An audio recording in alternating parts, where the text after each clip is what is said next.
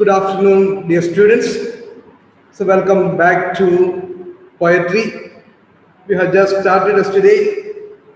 We are halfway through, finished almost half of it.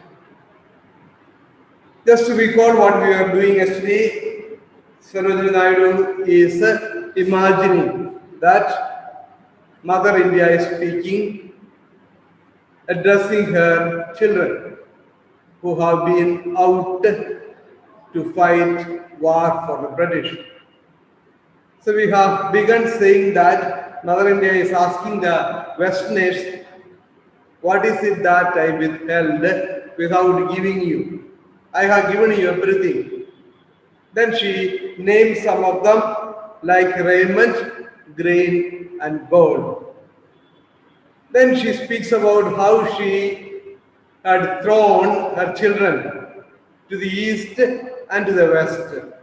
And then there is a description of how their dead bodies are scattered in the Egyptian sands and other places where they fought the war. Then we are coming to the last part of it, where saying that they were thrown like flowers in the meadow, and that has been destroyed by chance.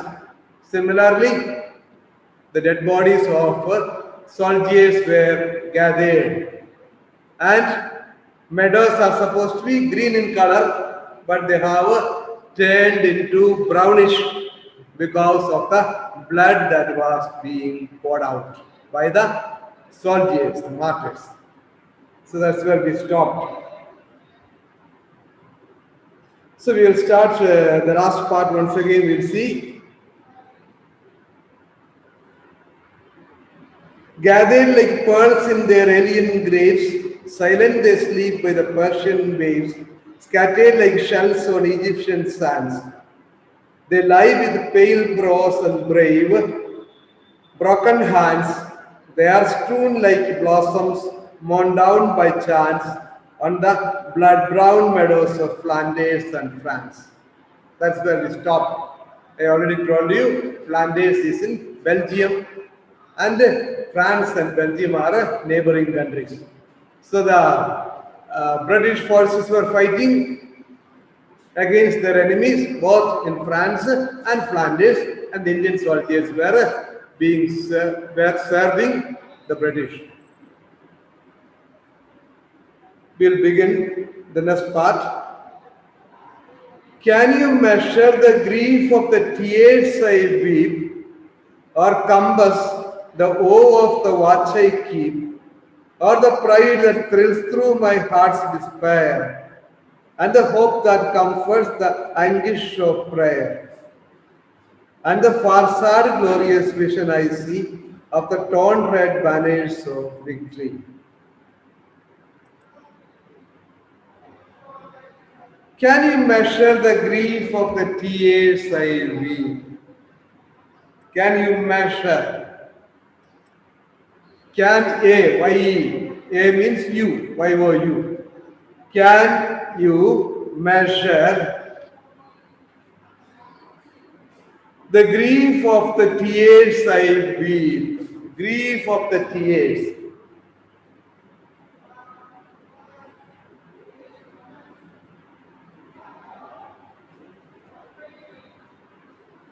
Grief.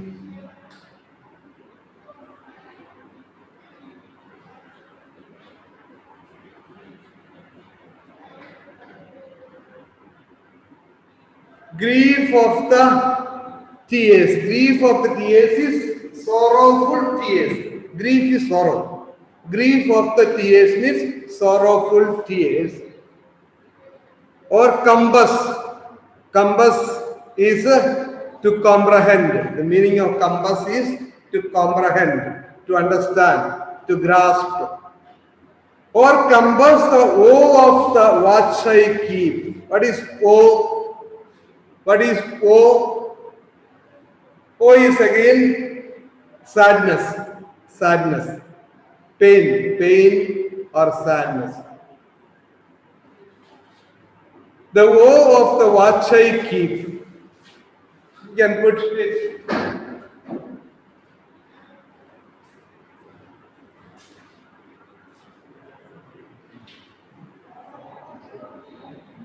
You can put it as painful.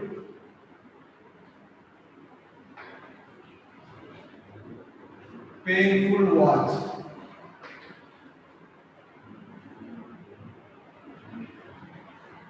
Painful watch. So I'm trying to put it in a term that you can easily understand. The first one is grief of the tears is sorrowful tears, and the woe of the watch I keep is painful watch. Can you measure the grief of the tears I weep, or compass the woe of the watch I keep? You know that every mother grieves for her child.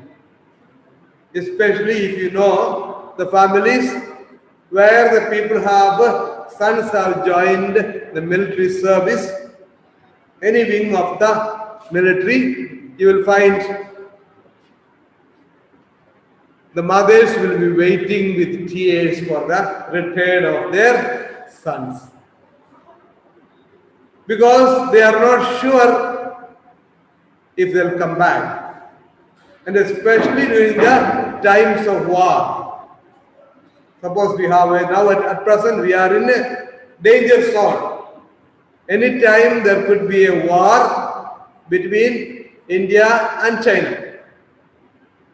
So people, the soldiers who are posted near Chinese border, the parents of those soldiers will be always in grief. They will be having sleepless nights. When will the war break out? Anytime the Chinese army can just attack, even without declaring a war. We have already seen. So, they will be spending their nights weeping in sorrow. So, the same feeling Mother India has got. Mother India has got so many sons, thousands and millions of sons. And what an amount of grief she must be having. Can you measure that grief of the tears I weep, or compass the woe of the watch I keep? Watch is waiting for the return of the sun. So the sorrowful tears and painful watch of the mother is beyond measurable. You cannot measure the sorrowful tears, and you cannot understand the amount of pain with which they are. Mother India is watching for the return of her children. Or the pride that thrills through my heart's despair, and the hope that comforts the anguish of prayer. The pride that thrills through my heart's despair. See, here they'll be using two different terms, opposite in meaning. This is a figure of speech called oxymoron. So, there is something new for you. Two different ideas, contrasting ideas are put together. The pride that thrills through my heart's despair. What is despair? Despair is utter lack of hope, complete hopelessness. There is no hope at all. That is despair. How can pride and despair go together? That's it. That is oxymoron. So, or the pride that thrills through my heart's despair. There is no hope at all. It's a hopeless situation. Even that time there is a pride in me. What is pride? Pride has a very negative meaning. Also there is a positive meaning. Negative meaning is somebody who is very proud, means who boasts himself, or who has overconfidence in himself. So that is a pride, proud.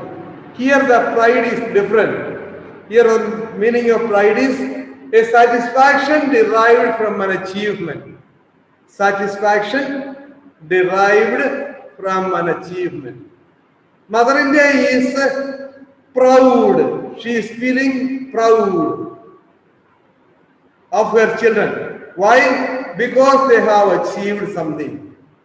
The great achievements they have made, that makes her proud. That pride thrills through her heart. At the same time, her heart is filled with despair. That is utter lack of hope. Hopelessness. Hopelessness. Or the pride that thrills through my heart's despair and the hope that comforts the anguish of prayer. What is anguish? Anguish is pain. Anguish of prayer means pain of the heart while praying. When we are faced with serious situations, serious life situations, what do? We pray. We pray with a certain amount of sorrow in the heart.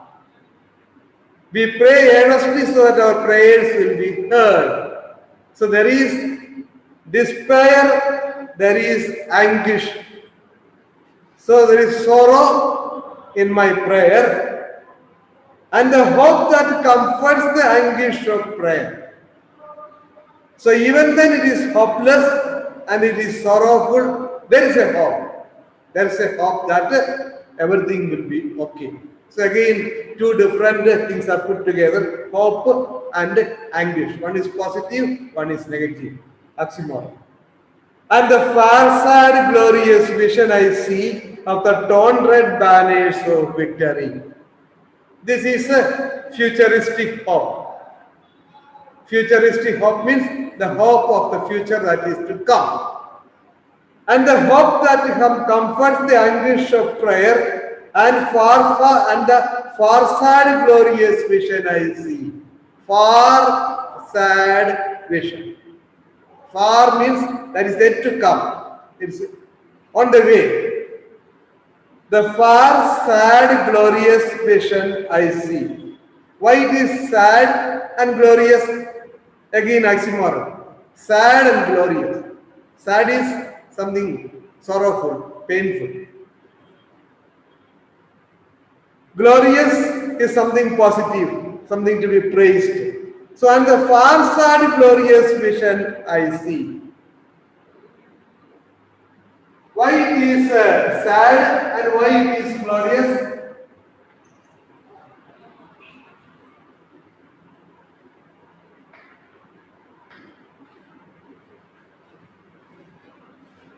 The far side glorious vision I see of the torn red banners of victory.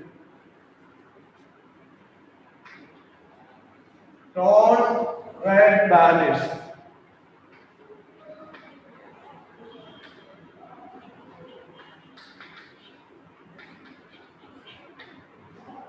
What do I see? I see the torn red banners of victory. You know what is a banner? Banner is something written, a piece of cloth, or these days it's not a cloth, something else is used, where we have a inscription, something is written. So, torn red banners of victory. The banner is seen, the banner is torn, and it is red in color. What does it say? So, when it is torn, means because of extensive use and because of the opposition faced, the banner is torn because of the hurdles, difficulties they had to face and because the attack they had to face. That means victory is not that easy, not easily achieved. It has to be hard-earned victory. Hard, H-A-R-D, hard-earned victory. That's what it means.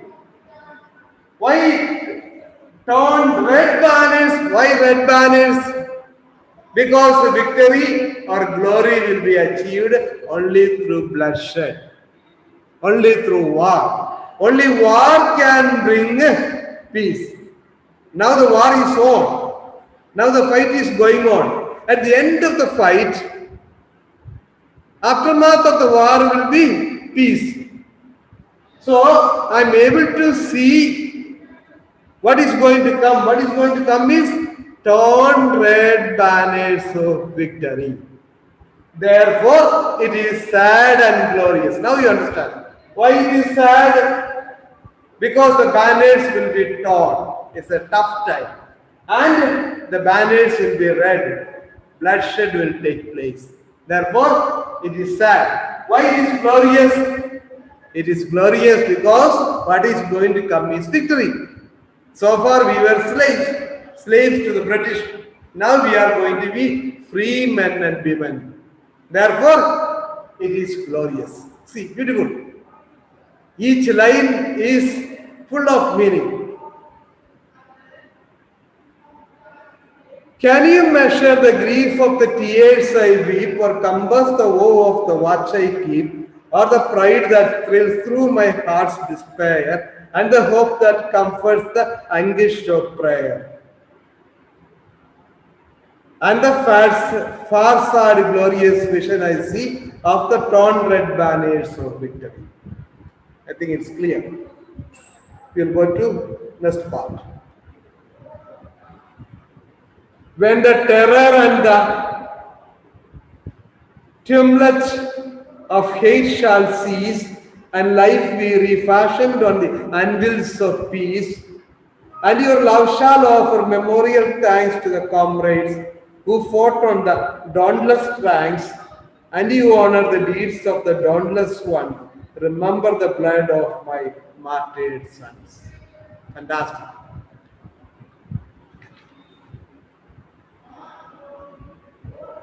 When the terror and the tumult means T-U-M-U-L-T. Tumult is a loud, confused noise. Loud noise, which is confusing. It's called tumult. For example, the time of earthquake or a volcanic eruption, there will be tumults. When the terror and the tumult of hate shall cease, and life be refashioned on anvils of peace. Here are certain words you have to understand, without which you will not follow the lesson. Refashioned, you know. Fashion means to make. Refashion means remake, redesign. So when the terror and tumult of hate shall cease means stop. Now there is terror and tumult. There is a frightening sound. There is terror. Why? The war is on. The war is on. Here she is not speaking just about the war that her sons are fighting in foreign countries. It is the forthcoming war that India will be fighting against the British to free herself from the foreign powers. So now is the time of terror and great frightening sound. That will cease, that will stop. When will that stop? When India gets freedom. When the foreign powers will be ousted from India. And life be refashioned on anvils of peace. What is an anvil? Anvil is a heavy iron block.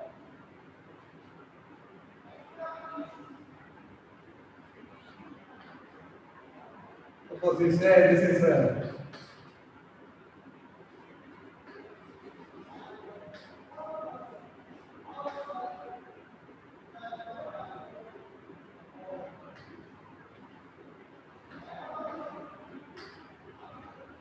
So this is a heavy iron block.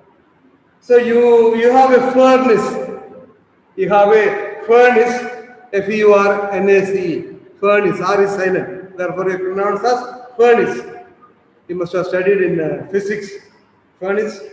So there's a furnace in a blacksmith shop, blacksmith place. Blacksmith is the one who works on the iron. So the blacksmith's place, he uses a furnace which can be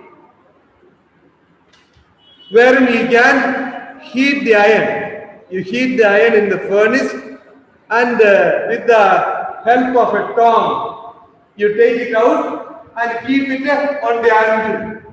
This is the anvil, the iron block.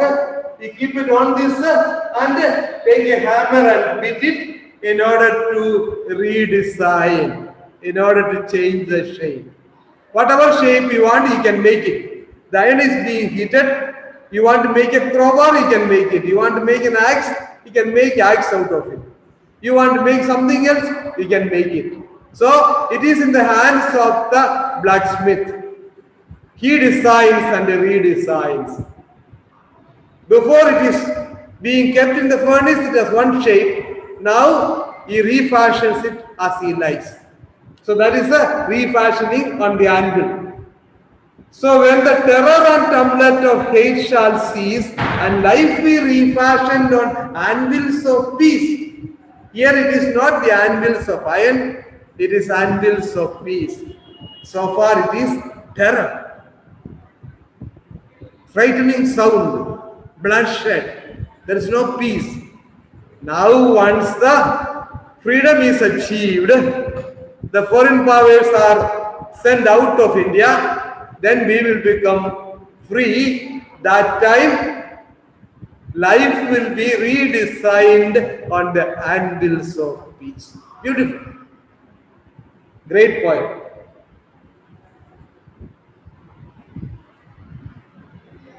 And life be refashioned on anvils of peace, and your love shall offer memorial thanks. And your love shall offer memorial thanks to the comrades who fought on the dauntless ranks, and you honor the deeds of the dauntless ones. Remember the blood of my martyred sons. What is dauntless? Dauntless is fearless. Dauntless is fearless. Or you can say very brave or fearless. So when once you achieve freedom and you start to redesign your life on the anvil of peace, what happens? Your love shall offer memorial thanks to the comrades who fought on the dauntless ranks. It's very becoming of us. Very becoming of us means very natural. Once we achieve this victory, we will be thanking all the people who worked for peace and freedom. And that time you cannot but remember the comrades. Comrades means fellow soldiers. It can also mean member of the armed force. So member of the armed force, any of the armed force. On the land, on the air, or the water. All the three wings of the armed forces. We will be remembering them for the great sacrifices they made. Many soldiers who laid down their life for India. Many people who were rendered handicapped, lost their limbs, lost their sight, disfigured figures. All these people have to be remembered and thanked. And your love shall offer memorial thanks to the comrades who fought on the dauntless ranks. It's a metaphor. Dauntless means brave or fearless. Dauntless ranks. So she called it, the ranks are the military ranks. So ranks are fearless. People are fearless, we understand. But the ranks are fearless. It is personification. Personification also is there. Both combination. Personification. As if the ranks are having life. People have life and the ranks also have life. To the comrades who fought on the dauntless ranks, and you honor the deeds of the dauntless ones. Dauntless ones means brave ones. Remember the blood of my martyred sons. So when you do that, When you offer memorial to the people who made it possible, the freedom and peace, that time don't forget the martyr sons of mine who went and fought on the foreign lands in Persia, that is in Egypt, in France, and in Flanders. Because they have sacrificed, though they are fighting for the British, they are the brave soldiers who made the process of peace possible. So that is the end of the poem. So you read it a few times so that you will understand it easily. There are so many words having very deep meanings, and some of them are hidden meanings, so you need to pay attention. We shall look at some of the literary points. Please take your workbook of a poem.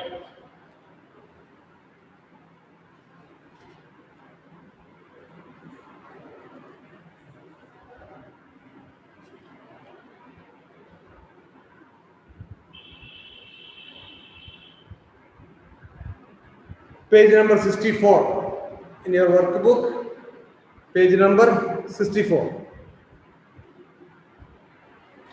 Theme: patriotism. Patriotism is a theme.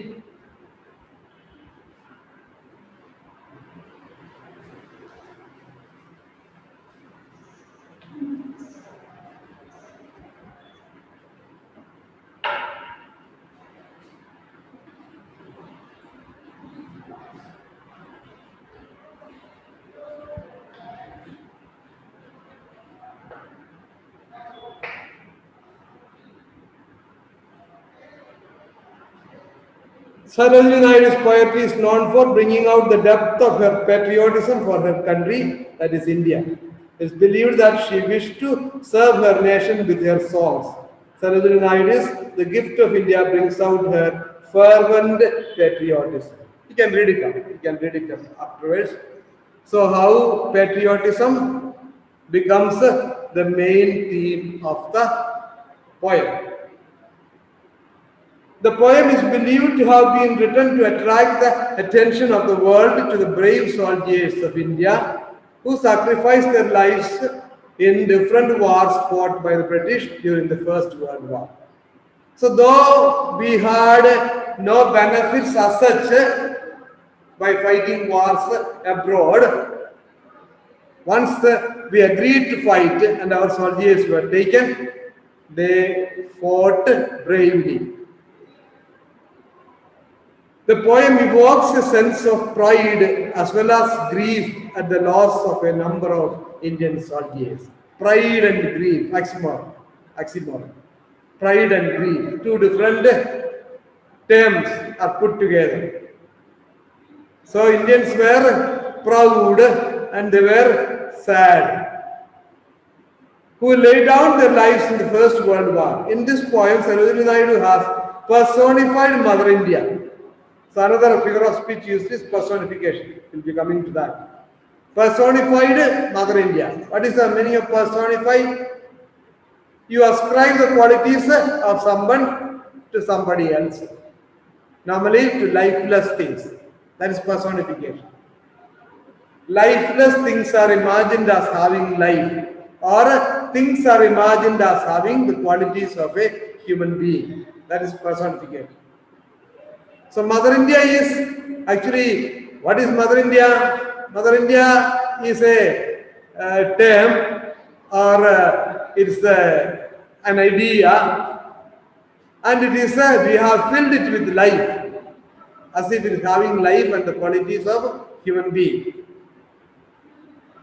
Whose heart bleeds for her sons. Mother India's heart bleeds for her sons who have been torn away from her bosom ruthlessly and deployed in foreign lands to serve British interests.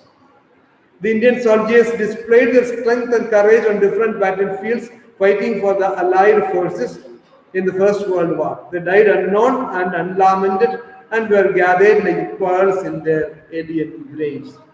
That phrase is very important. You try to get it by heart. Gathered like pearls in their alien graves. When you write essay, you can quote it. It's very good. Sarojini Naidu has portrayed a heart-rending picture of the dead soldiers in the battlefield. They have been depicted as lying motionless with severed limbs. Severed means cut or injured. Injured or cut away. That is people who lost hands, legs and other body parts. Resembling the shells that had been deserted by the living creatures within them. Their motionless and disheveled bodies on the blood-stained battlefield have been compared with the withered beauty of flowers scattered in a sun-parched meadow. She believed that prayer was the only source of hope and solace for the anguished hearts that were filled with overwhelming sorrow at the loss of Indian soldiers in war. See that shells, the implication of shells or representation is very important. They have been depicted as lying motionless with severed limbs, resembling the shells that had been deserted by the living creatures within them. So the shells, what are shells on the seashore? They are the outer covers of the living beings. The living beings either after their death or they leave that shell and get away, go away from there. So shells have no life. Similarly, these people are just lying down like the shells, motionless, lifeless. So that is how it is personified. As a true patriot who wanted to see her country free from the shackles of the British rule, shackle means clutches. Sarojini Naidu visualized that good sense would prevail in the world and hatred would not take a toll of human lives.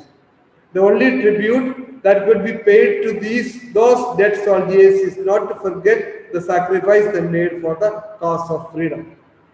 Thus, the poem The Gift of India is emotionally surcharged with the sentiments of the poet towards the martyrs and the valiant sacrifice made by the sons of the Indian soil. So that's the main theme. So theme is important. In your essays, you'll have to incorporate this one. Without touching upon the theme, you cannot write a good essay. So theme is patriotism. Next we'll go to style. There are a few areas to cover. Then there is a critical remark. So we'll have a short look at both. Style, form and structure.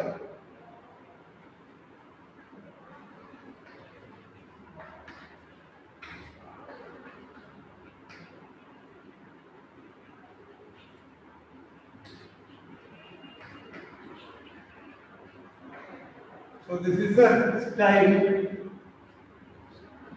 form and structure.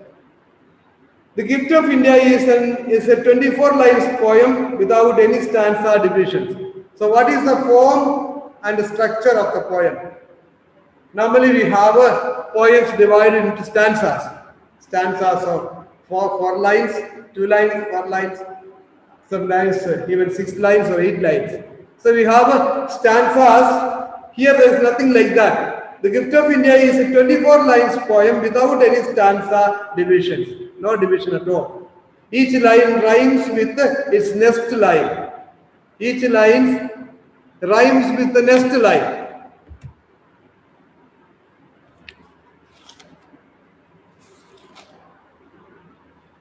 Is there aught you need that my hands withhold? Rich gifts of raiment or gain of gold. Withhold gold. West breast. Lo, I have flung to the east and west priceless treasures torn from my breast. So withhold. Hold rhymes with gold. West rhymes with breast. Rhymes with doom. So that is one line rhyming with the other. So the rhyme scheme comes to be A, B, B, C, C. A, B, B, C, C. Some of the rhyming words are withhold, gold, west, breast, cease, peace, once, sons, etc. The poem personifies the country India as a mother, I already said. The poem personifies the country India as a mother. So, this is important point. You know already personification is lifeless things are imagined as having life. Here, Mother India is personified. Poem personifies the country India as a mother. Therefore, all the qualities of a mother are ascribed to India, Mother India.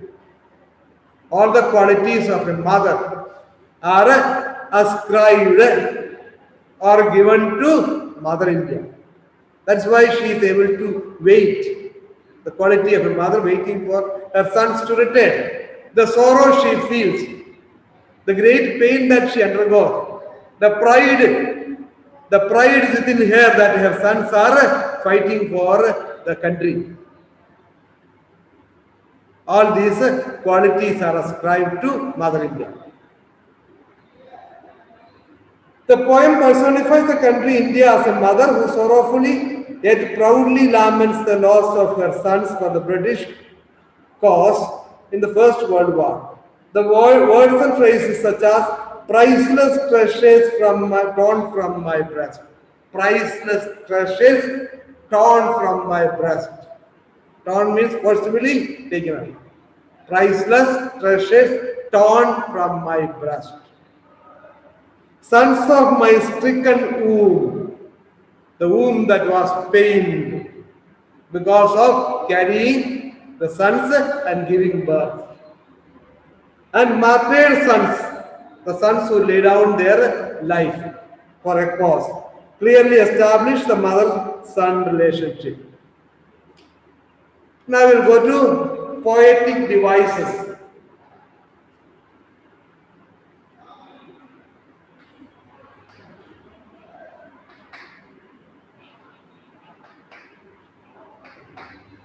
Poetic devices. First one was theme.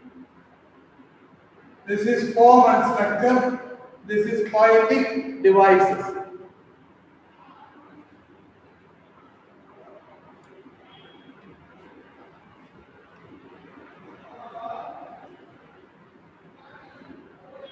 The poem runs on a number of poetic devices used effectively.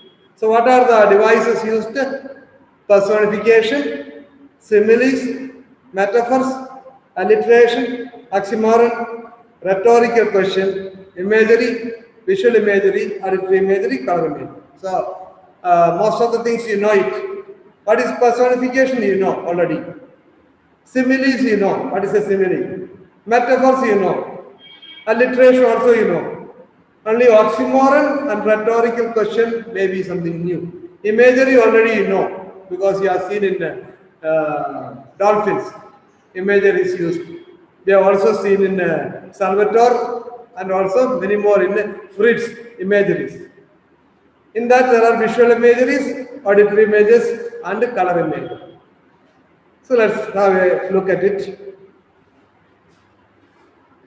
Personification, a figure of speech in which abstract ideas are invested with personality, and both inanimate and abstract ideas are endowed with the attributes of living beings. I already said lifeless things are imagined as having life, and the qualities of a person who has got life are ascribed to the lifeless thing. That is the personification. Suppose you ask, "Oh death, where is your seat? Oh death, where is your seat?" Death has no life. Death is already dead and gone. But we are imagining as if it is having life. So personification. The poem runs on a series of personified images where country India is endowed with the attributes and feelings of a mother. The Mother India speaks in first person and laments the loss of her martyred sons. For example, India as a mother calls the Indian soldiers as priceless treasures torn from her breast. Other examples of personification are, is there what you need that my hands withhold? It's very starting of the poem. Is there what you need that my hands withhold? Can you measure the grief of the tears I weep, or compass the woe of the watch I keep? What we learned today. Remember the blood of my martyred sons. But when you remember, when you give thanksgiving, remember the blood of my martyred sons. All these are personification. Next we have similes. What is a simile? Comparing one thing to another. Comparing one thing with another. Comparing. It's a comparison. It's a comparison. A figure of speech in which a likeness between two different things is stated in an explicit way using the words as or like. So you are comparing one thing with another thing or things. Another thing or things. Suppose you say King Ashoka fought like a lion. King Ashoka fought like a lion. How did he fight? He fought like a lion. It is simile. But when we come to metaphor, it will be different. I'll explain it later. Gathered like pearls in their graves, scattered like shells on Egyptian sands. They are strewn like blossoms mown down by chance. All these are similes. Metaphors. A figure of speech in which a comparison between two different things is implied but not clearly stated. I will try to explain it. What is the difference between simile and metaphor? They are very close by. Simile is a comparison. You are like comparing one thing to other. As I said, Ashoka fought like a lion. In metaphor, it will be Ashoka was a lion in the war. Ashoka fought like a lion in the war. So it's a comparison. Ashoka was a lion in the war. That means all the qualities a lion has, Ashoka possessed while he fought. That's what it means. So here there is no comparison. All that the qualities you're supposed to have is being ascribed to the other. No comparison. You are saying that is this and this is that. There is no difference. Ashoka is lion, lion is Ashoka. Both have the same qualities. The Indian soldiers are compared to priceless treasures torn from my breast. Priceless treasures torn from my breast. They are not like treasures. They are treasures themselves. Priceless treasures torn from my breast. Then you have the third one, alliteration, fourth one. Personification over, simile over, metaphor over, next one is alliteration. Alliteration is to do with the sound, rhyming. It is the close repetition of consonant sounds, usually at the beginning of vowels. Beginning of vowels, the consonant rhymes. That's it. Example, silent sleep by the Persian waves.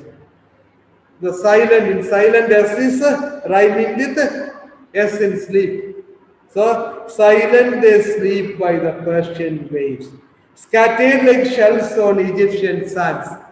So, the S sound of scattered shells and sands are rhyming with each other. They lie with pale brows and brave broken hands. So, the ib sound in brows, brave and broken all rhyme with each other. So that is alliteration. We are quite familiar with alliteration. Now this may be something new, oxymoron. It is a figure of speech in which apparently contradictory terms appear in conjunction. For example, and the far sad glorious vision I see. It's a figure of speech in which apparently contradictory terms appear in conjunction. In conjunction means one after the other. One contradicting idea comes after another. There are two terms used. One is positive, another one is negative. I just give you an example. One is very positive, one is negative. They don't go together, but we are putting them together to create an effect. Example, and far sad glorious vision I see. Sad, glorious vision. Sad is negative, glorious is positive. You are combining them in conjunction. One after another, they are placed. Sad, glorious. I'll give a few more examples. Faith unfaithful kept him falsely true. Faith unfaithful kept him falsely true. Falsely true.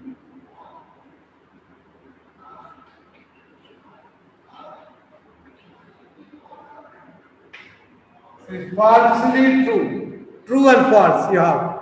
There are two contrasting ideas.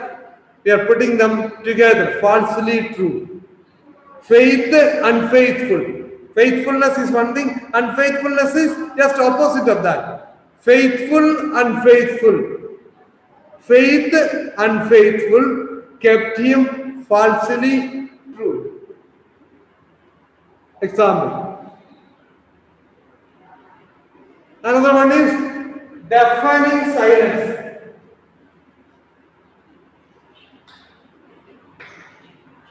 Deafening silence.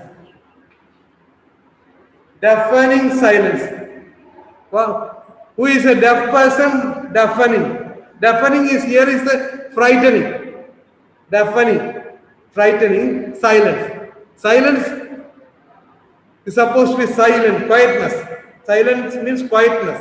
There is nothing to frighten. But deafening silence, a silence that frightens. The silence is so much. For example, is the silence that the soldiers experience at night of the war. The war is about to begin. The silence that grips them on the previous night is a deafening silence. It is silent, a silence that frightens them. Deafening silence. That is oxymoron. I hope you understood. Okay. Next is rhetorical question. What is rhetorical, you know? Rhetorical question is a question asked in order to create a dramatic effect on or to make a point rather than to get an answer. See, with rhetorical is something to do with speech. Speech. A good speaker, he will throw a number of questions. So, for example, the famous speech of Mark Antony. He speaks about Brutus. Brutus was a brave man. Wasn't he brave? If Mark Antony asked, wasn't he brave? He is not expecting an answer. It's rhetoric. Was he brave? Wasn't he brave? No answer is expected. We are supposed to understand from it. You see, it is ridiculing. It is ridiculing that democracy is no more practiced in India.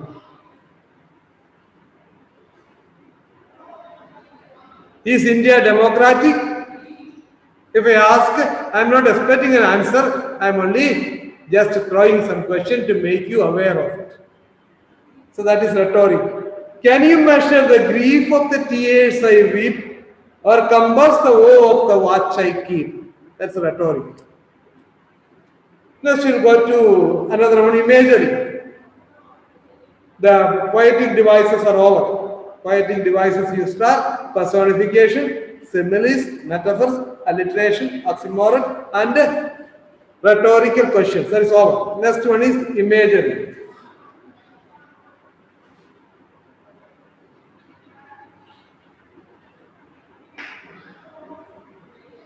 You know what is imageries? Sarojini Naidu's poetry is known for its use of images that stand for a whole range of experience and vision. So imageries will help you to understand things better. It will help you to understand what is going to come, the future that is coming. Poetic imagery is the artistic and effective use of language to help the reader get something of the feel and vision of the poet, artist at work. And this is what Naidu excelled at. The gift of India is filled with such imagery, and use of similes and metaphors play pivotal role in creating of images in her poetry.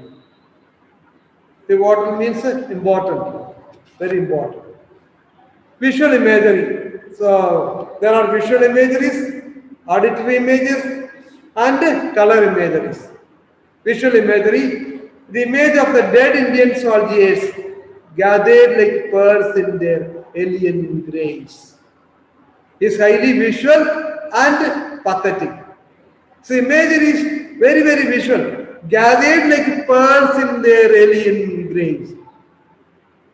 You collect the precious pearls, but it's highly imagery because what you are collecting is dead bodies, the brave soldiers who are martyred. That is how they become precious stones. I imagine. Scattered like shells on Egyptian sands. Just like the shells, the living beings shed their shells and move away or they die. And what is remain is lifeless thing, that is a dead body. The soldiers have laid down their lives, what is remain is their dead bodies. Imagine, they lie with pale brows and brave broken hands. Their brows are pale, they are colorless, they have become yellowish, and their hands are broken. They are strewn like blossoms mowed down by chance. So, flowers that have been destroyed by chance, like that, the soldiers have been destroyed and killed on the blood-brown meadows of Flanders and France.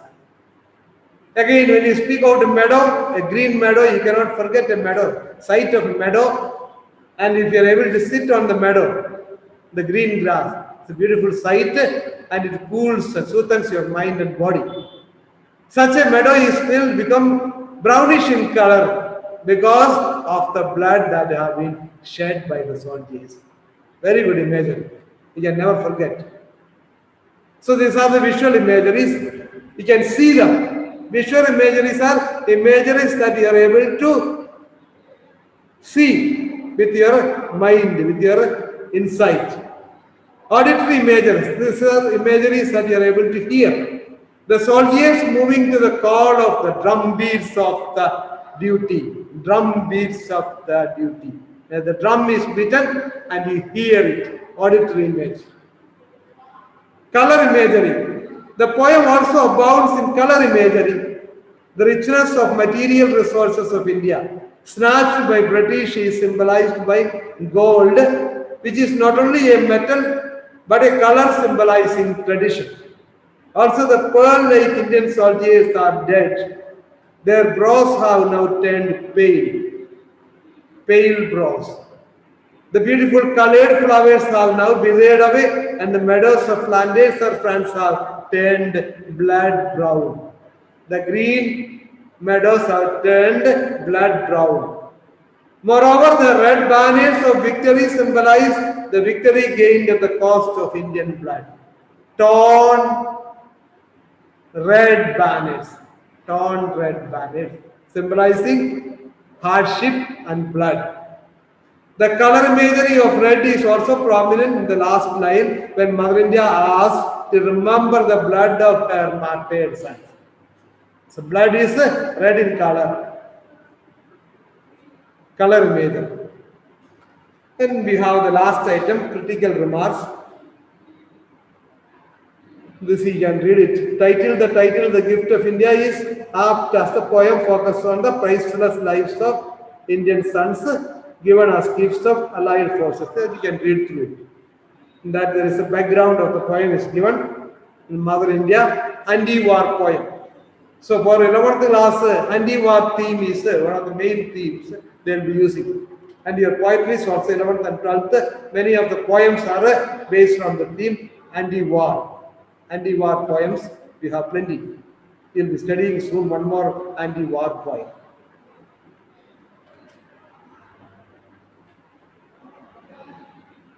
So I hope you have understood, and towards the end you have understanding the poem. A few guidelines are given there. Analyze the gift of India as a patriotic poem filled with deep love for motherland.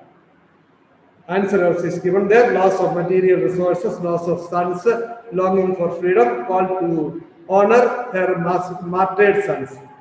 Then there are long answer questions are there. Discuss how is the poem, The Gift of India. Both a lament and pride for Mother India. What is lament? Lamentation is weeping. Weeping. Sorrow and pride. How it becomes a point of sorrow or a sadness and pride.